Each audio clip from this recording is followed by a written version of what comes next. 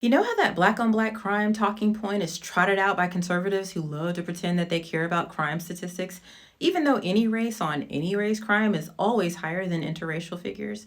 Well, the one undeniable flavor of perpetrator when it comes to the majority of mass shootings in the US? White men.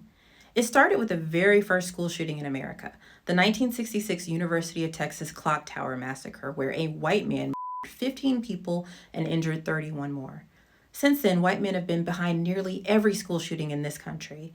Columbine, Sandy Hook, which, by the way, is when I knew that nothing was going to change, Parkland, Uvalde, Nashville, the one or two that'll happen by the time YT History Month is over. Sadly, every single time this happens, conservatives blame everything except the He obvious has common been having denominator.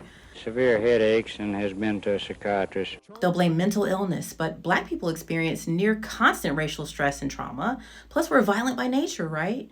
So why aren't we out here shooting up schools? They'll blame their parents and upbringing, but if black people supposedly all come from broken homes with single mothers, why aren't we out here shooting up schools?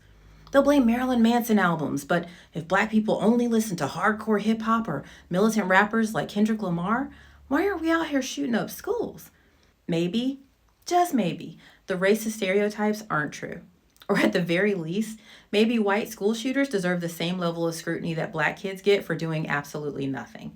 Or maybe, just maybe, guns are a little too profitable so that their manufacturers, stockholders, lobbyists, and the politicians who all profit from the deaths of children have to throw out any excuse to keep things exactly the way they are and keep teachers' pension funds invested in the very industry that murders their students.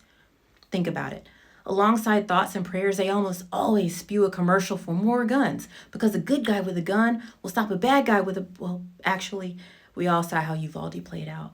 And that's just school shootings. There's an even more insidious added element to mass shootings like Dylan Roof, who killed 9 churchgoers and was rewarded with a gentle trip to Burger King.